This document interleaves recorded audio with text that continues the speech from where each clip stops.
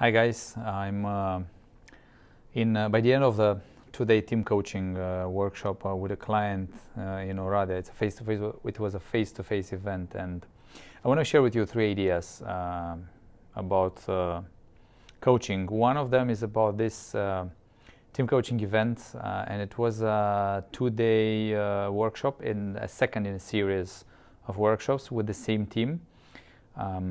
Basically, I did the first one and I shared about the first one that was done in February. It was a transition management process. And in February, we did the event with the executive team of a company and the outgoing CEO to set up proper closure of the relationship and to get things in place in preparation for the new CEO. And then months later, now there is a new CEO in, so I did a second workshop in this series which was focused on the risk management workshop that Alan is doing, and I learned it, and I'm doing this for about 20 years. So I choose to work with this to give the CEO the opportunity to look at his people, and the focus was for the CEO to get to know the team and for the team to get to know the CEO. So it was a kind of a 1.5 day of full vulnerability and self-disclosure by using the cubes exercise, which is apparently a simple exercise but with deep meaning. So there was some people freaked out of what he discovered. The CEO got a lot of insights about his people, reading his people beyond any other assumption.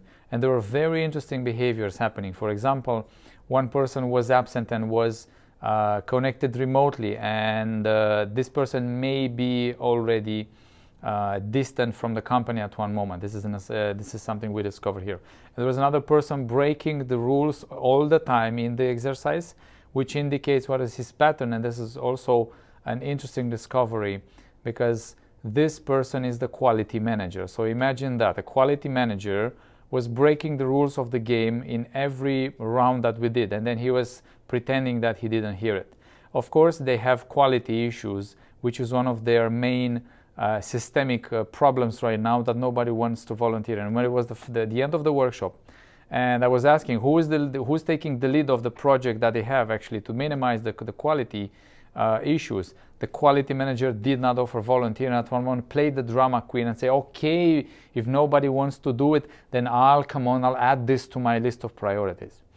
So that was a very interesting experience and intense for all of them, but it showed me again and again the power of this risk management tool, basically, that I'm using, because every time I'm using with any team, I get insights, and the team gets insights about the people's behavior and their patterns in risk management and connections with the goals every time. So it didn't fail me in 20 years since I started. I did this one. So that's the first insight in terms of how do you do a transition management. I shared with some of you when we discussed about the team coaching.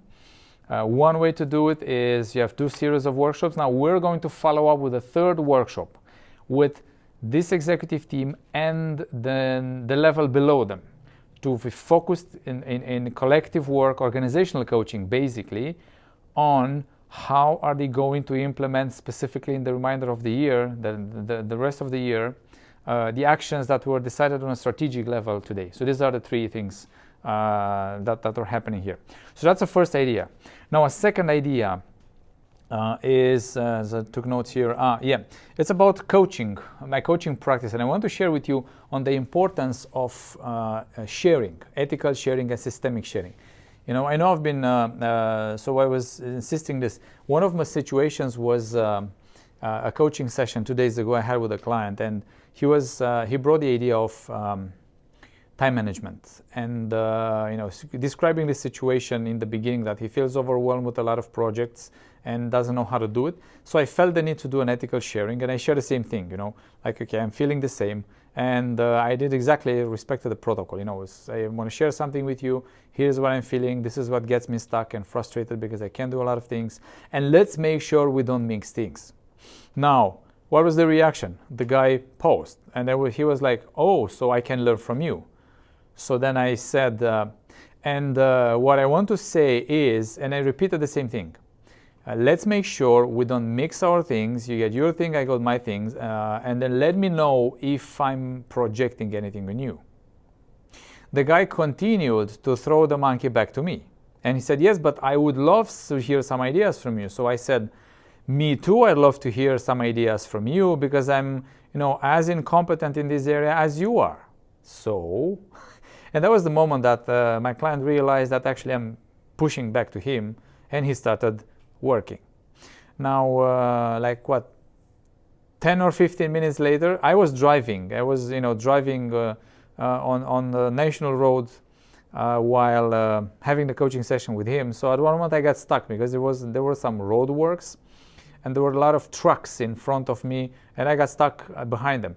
And he was talking about his schedule and how his schedule is full. So in that very moment, it struck me, so I shared with him systemically.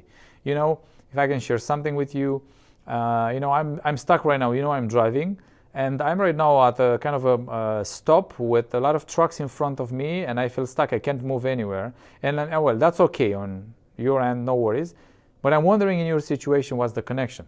And the guy was like, oh my God, all my tasks right now are like trucks. I feel they're heavy and I can't move them. So I need to figure out how am I going to plan, either move the trucks or maybe wait and then take some time. So that was for him a complete change of the way he was exploring his time management based on the metaphor. To be honest, I felt the need to share this with him. I didn't think it would have the impact that it had. So that's an example of using in the same session, which was 1 hour, and there were 3 topics on that one. An ethical sharing in the beginning, and then a systemic sharing that I did later on about that. Now, another example of systemic sharing, I wrote here, is to another client. She was in the session with me, and at one moment I felt in the session that I was present and absent. I was already started thinking about what am I going to do next. So I noticed that I was physically present but absent partially. So I shared this with her immediately, saying, okay, may I share something with you? Here's what I'm feeling right now. I'm feeling absent and present. So no worries on your side. I will be present with you, but I'm wondering in your situation, who's doing this? And she was exploring an issue with one of the, I think the unions they have in the company. And then she immediately said, well, actually, that's what they do. They're absent and present in the same time and so on. And then I tried to expand this, and I said, no, where else is this absence and presence happening in your life? And she was like, well, it's with me. Well, it's with my boss. Well, it's with my team. So all of a sudden, she started seeing connections everywhere about this absence and presence. And then from now on, she moved on to the action planning. So this is what I wanted to share about coaching sessions. Now, the last thing that I want to share with you is, let's see here. It's about the coaching presence. Now, I've mentored some of you in the last months, and one of the ideas that I got from how we interact in the mentoring sessions was that I noticed some of you, so it's not general for everybody, but for those of you who are doing this, you are active. You are interrupting your client rather than keeping silence. And I want to emphasize this idea that being silent and actually giving client the space to have a dialogue, to meet themselves, is also for yourself. You're doing this for yourself. Keeping silence is not just for the client to explore, but keeping silence is also for yourself. You can interrupt by sharing something ethically, which is also part of you, or you can, for example, share something systemically that is happening to you, maybe a common occurrence, maybe a feeling, an emotion, a behavior, or maybe a thought that you have there. So that was it. That's it for my side, and thank you for being patient and watch the video so far. And I'm looking forward to meet you virtually in the future. Thank you and take care.